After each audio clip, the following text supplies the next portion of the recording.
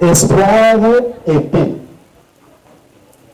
Nous sommes également... La paix commence à l'école, éduquer pour la tolérance et le vivre ensemble. Thème au centre d'une séance de sensibilisation organisée en marge de la Journée internationale de la paix par les organisations de jeunes Badilika, ICAF et Peace and Hope. C'est lundi 22 septembre 2025 à l'Institut Kassali en commune de Kadoutou.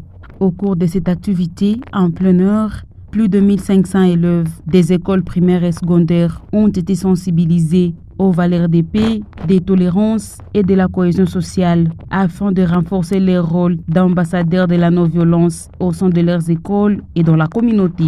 Amos Zaïga, coordonnateur de ICAF, souligne que cette journée vise à renforcer la culture de la paix et de la cohésion sociale en milieu scolaire à Bukavu en mobilisant les jeunes comme acteurs de changement et de prévention des violences.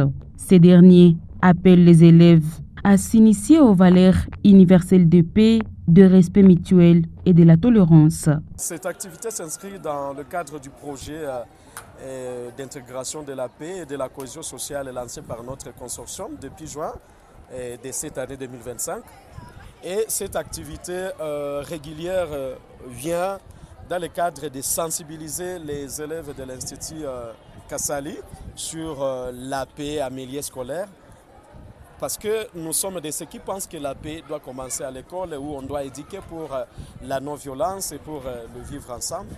Et c'est là pour célébrer avec tous les élèves la journée internationale de la paix, célébrée chaque le 21 septembre. Nos attentes ne sont autres que de voir ces enfants qui sont ambassadeurs de la paix, prêcher la paix autour d'eux, vivre la paix entre eux, entre camarades et au sein de la communauté, mais aussi la paix, se procurer la paix aussi intérieure. Et voilà. Certainement oui. La paix, si d'ailleurs ce projet a été lancé, c'est dans le cadre de vouloir contribuer à la cohésion sociale, à la consolidation de la paix et avec les tensions qui caractérisent notre pays, en particulier l'Est de la RDC, où on est en ville de Bukavu. Vous comprendrez qu'il y a de violences, il y a des déplacements massifs, il y a de guerres, des atrocités, de violences basées sur les genres.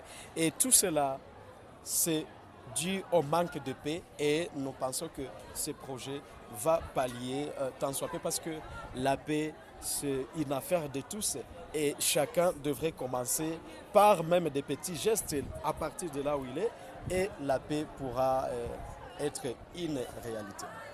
Le message à toute la population de Bukavu, c'est de leur dire encore d'être plus résilients, de leur demander d'être toujours soudains, de vivre, c'est toujours, de mener toujours les vivre ensemble, malgré qu'il y a trop de problèmes, il y a trop de tensions, mais que cette population demeure plus résiliente et cultiver toujours la cohésion sociale autour d'elle, voir toujours comment résoudre des problèmes dans la paix et non d'appliquer la violence. De leur côté, les chefs des établissements des écoles publiques s'engagent à intégrer le principe de paix collective dans leurs enseignements.